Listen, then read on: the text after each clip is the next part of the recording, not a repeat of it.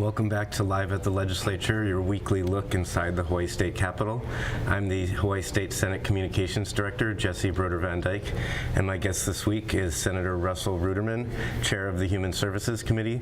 Senator Ruderman, thanks for being here this morning. Thanks for having me. You represent parts of the Hawaii Island that were affected by the lava flow, Ka'u and Puna, and I understand you have a boat ramp that was affected that you're still working to get funding to get replaced. Yes, I'm working on three major district priorities, and the one related to the lava flow is the boat ramp. We only have one boat ramp in our district. It's a district that's larger than Oahu, and right now there's no boat ramp for a 100-mile stretch of coastline. The boat ramp that we lost is called Pohoiki, and it was the third most economical activity of any fishery on our island. So we lost a lot of economic activity as well as some tourism opportunities and ocean access. We're trying to get money to either repair the existing boat ramp, which is possible, or build a new one, whichever the engineers decide to do. I just want the one that can happen quickest. Mm-hmm. And how is the disaster recovery going other than the boat ramp? Slowly. It's going very slowly. The county repaired one major road recently, which was a big milestone for a lot of the residents that couldn't get home. I'd say it's going very slowly, and we haven't done a great job of responding to this disaster, in my opinion. Mm-hmm. But life goes on. Yeah. And an issue that affects both your district and the entire world, you've been very focused on climate change. Can you tell me about some of your initiatives to combat that? Thank you for asking. It's obvious to me that that's the biggest issue we face. It's hard to focus on it as a state or community level, but I believe since there's no national leadership, we must focus on it at a local level.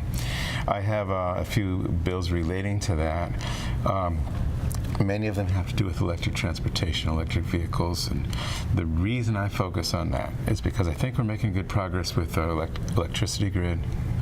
And the dirty secret in Hawaii that we're not going to talk about is air travel, which is an incredibly heavy carbon footprint, and there's no easy answers. Mm-hmm. So I think it's incumbent on us to do what we can, and the main thing we can do in Hawaii quickly is get electric vehicles going, because with our short driving distances, we can prove to the world how well they work, and we can show all of our visitors how well they work. And it's an easy thing to do by comparison. So we have bills regarding electric vehicles, some rebates for them, requiring a fast charging network around the islands. And also, this is a little bit aspirational, we have a bill that says only electric vehicles after 2030. So we're trying to push for that. Have some other climate change related initiatives, such as not printing documents unnecessarily and reducing a lot of single-use disposable plastics as well. Yeah, plastics are a big issue, especially in coastal communities, and I think we all need to do our part to combat climate change and make a difference, and working together, hopefully we can make a little bit of a difference. A funny thing just happened on the Big Island, which is a county issue, but we stopped recycling all plastics. So suddenly we have nowhere to put plastics, and they go in the trash. So the problem is more evident to us than it was previously. I know on Oahu we convert a lot of it to energy, but Big Island doesn't have a facility like that at this point. And I'm so impressed that Oahu went forward with the plastic ban before the other counties, especially considering that fact. Mm-hmm. Right now, the Senate and House are working together on a joint package of bills, and one of the proposals is to raise the minimum wage. What are your thoughts about that? I'm all for raising the minimum wage. I think the proposal to raise it gradually to $13 an hour is a non-starter. It doesn't even begin to address the situation. Mm-hmm. I support going to $15 an hour at $1 an hour increment, $1 per year increments. Mm-hmm. And there's a couple of reasons I focus on that. First of all, as the Chair of Human Services, we're very involved with homeless issues. And I've recently learned that our homeless problem is something that gets renewed every year. Mm-hmm. Every year, about 70% of our homeless people are newly homeless because they lost their homes. We find homes for about 70%, another 70% come in. So it's like if you're trying to fill a bathtub, but there's a leak in it. It's best to patch the leak instead of just pouring more and more water in there. Mm-hmm. So raising the minimum wage significantly is the one tool that we have that would raise hundreds of thousands of people in Hawaii out of poverty and would dramatically address our homeless situation. I think it's something we can do and we ought to do.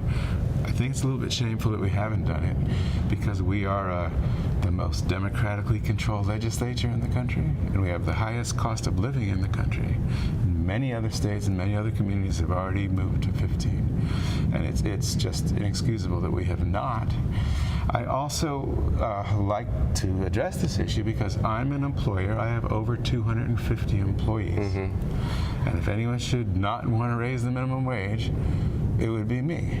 But I see the benefits of raising the minimum wage, both to the business and to society. From a business point of view, you don't have a stable, dedicated workforce if they're always looking for another job because they can't make ends meet. And when you say you can't afford it, well, it's hard to afford constant turnover. It's hard to afford new employees all the time. And another thing that occurs to me is when some people say it's bad for business. It's like, how is it for business when someone's sleeping in your doorway at night? Is that good for business? And this is a problem we can solve just like that, in my opinion. And we ought to do it. It's the right thing to do. It's good for business, but it's also the ethical, correct thing to do. Well, what do you say to small business owners like yourself, but those who say they can't afford it? I don't understand that arithmetic because if you're paying people a wage that they can't make ends meet, they're always looking for another job. How well do they represent your company? How dedicated are they? How motivated are they? Compared to someone who says, my employer pays me well, treats me well, this is where I work and I'll fight for this company. So I have seen the benefits of paying well in terms of reduced turnover and increased motivation and increased loyalty. Those are, some people call them intangibles, but they're very tangible to the bottom line of a business, in my opinion. I think we can't afford not to pay people a living wage. Thank you for that. And as we work to raise wages, you're also working as chair of the Human Services Committee to help those who are already homeless. We just have about a minute left, but can you tell us about some of those initiatives? Okay, good. Well, we're trying to support most of the initiatives at the Human Services Department. That's a wonderful department of people trying to help other people. Particularly, we're looking at 3 homeless programs that we want to expand and continue. One is the Ohana Zones program that got started last year, which you've had a very successful example in the Big Island. The other is the HONU program, which is mobile pop-up clinics to help homeless people get services wherever they may be. And a new initiative that I think comes from the Lieutenant Governor's office called the Hawai'i idea, which is tiny homes for permanent housing for homeless individuals. And we'd like to get that program going this year and hopefully get 4 or 5 of those established around the state.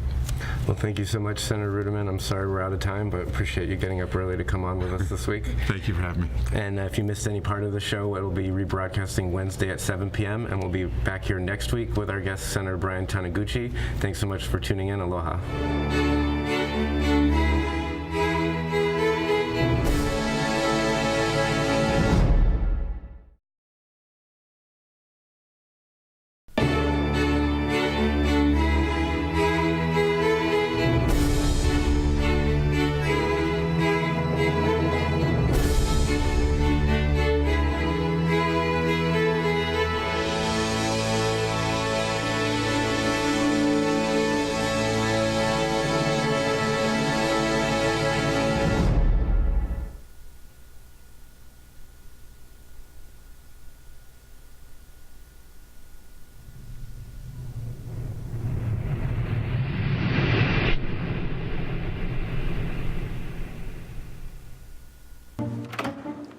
What are you doing? We have to go. I'm gonna be late for work. It's Tuesday morning. I gotta record live at the Legislature on Alelo. Senate and House leadership discussing what's happening at the state capitol. So just watch it on the news tonight. Come on, let's go. Hey, this is like getting the news before it's news. If only I could get this remote to work. There. Can we go now? No DVR? No problem. Watch Wednesday evenings at 7 p.m. on Channel 49.